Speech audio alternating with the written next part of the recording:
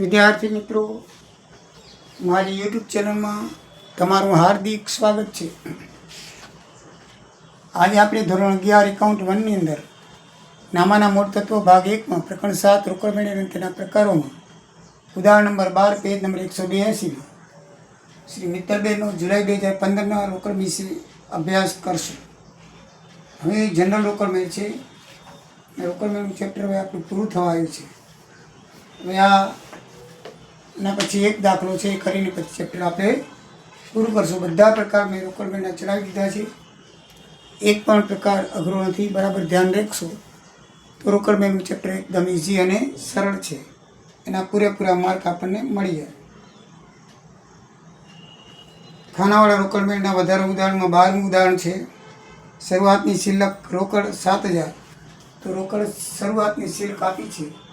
શિલ્લક આપી એટલે ઉધાર બાજુ આવે 7000 રોકડના ખાનામાં, અને બેંક ઓવરડ્રાફ્ટ 4000 આપ્યો છે. બેંક ઓવરડ્રાફ્ટની હંમેશા જમા બાકી હોય એટલે જમા બાજુ આવે. બાકી આગળ લાવ્યા બેંકના ખાનામાં 4000 રૂપિયા.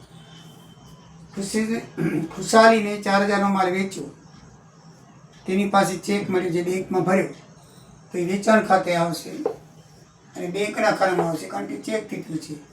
એટલે આ બાજુ આય છે ને આ બાજુ વ્યય છે. આવી તે આ ઉધારનું જાય તે જમા એવી રીતે લખવાનું છે. યેસાને 8000નો માલ 10% વેપારી વટાવે વેચ્યો. 10% એટલે 8000નું 1 મિનિટ કાઢી નાખો, 800 રૂપિયા થાય. વેચાણ ખાતે 800 બાકી રહ્યા. 8000માંથી 800 જાય એટલે 7200. અડધા બેંકમાં આપે ને અડધા રોકડ, અડધો ચેક આપ્યો એટલે અડધા રોકડના ખાનામાં અડધા બેંકના ખાનામાં લખ્યું છે કે અડધા રોકડ અને અડધા ચેક દ્વારા ચૂકવ્યા.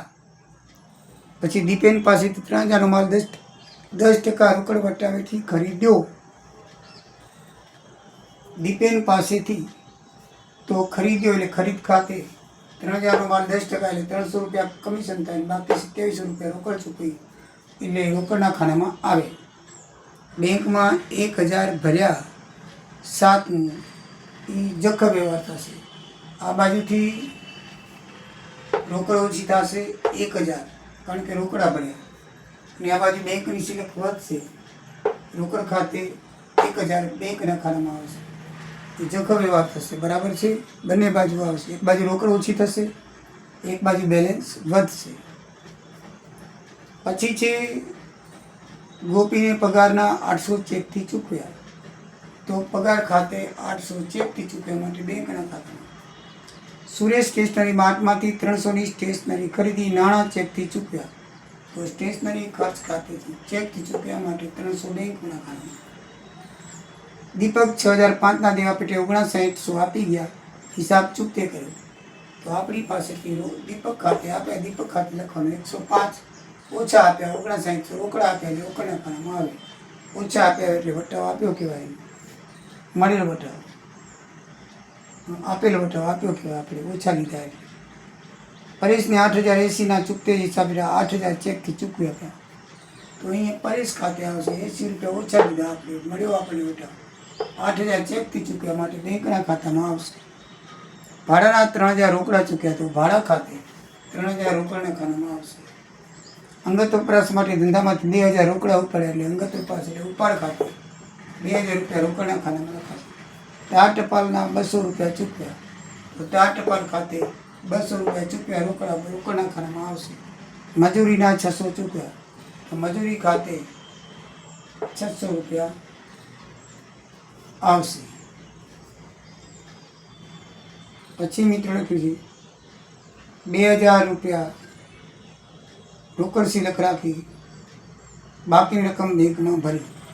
તો મિત્રો તમે આનું ટોટલ મારશો રોકડનું 16500 થશે, અને આ 2 એન્ટ્રી સિવાય 7000 એનું ટોટલ મારશું તો આપણને 9500 થશે.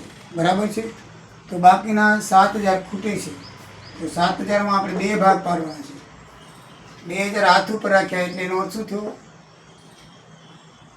રોકડ હાથ ઉપર રાખી અને આ બેંકમાં ભર્યા એટલે 2 ભાગ પાડવાના. બેંકમાં ભર્યા એટલે રોકડ ઓછી હતી ને હાથ ઉપર રાખ્યા 2000. 5000 ને 7000 એ રીતે આવ્યા. 2000 રોકડા રાખ્યા એટલે 2000 એ લખ્યા.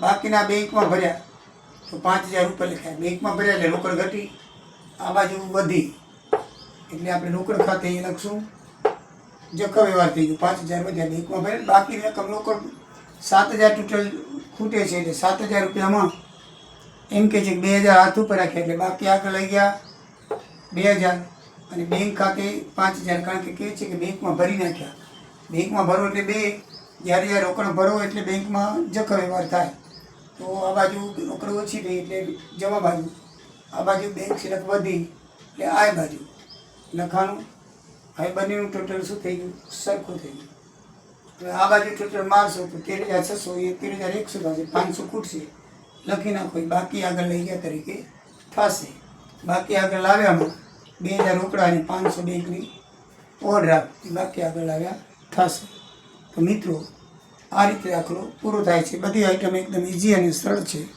તમને સમજાઈ ગયા છે ન સમજાણી હોય તો કોમેન્ટ કરશો બરાબર છે તમને રકમ બતાવી દઉં રકમ એકદમ ઇઝી ને સરળ છે જો બે આઈટમ આગળના પાનામાં છે એટલે બતાવતો નથી એમાં એમ લખેલું છે કે રોકડની શરૂઆત 1લી તારીખના 7000 એટલે આપણે 7000 લખી નાખ્યા પછી લખ્યું છે બેંક ઓવરડ્રાફ્ટ 4000 એટલે બાકી 4000 લખી નાખ્યા બાકીની એન્ટ્રી તમને બતાવું છું બીજી તારીખથી તો આ બીજી તારીખથી એન્ટ્રી છે મિત્રો 1લી તારીખની એન્ટ્રી મેં તમને બે બાકી આગળ લાવ્યા છે એક છે બેંકની અને એક છે કેશની બાકીની એન્ટ્રી આ પ્રમાણે છે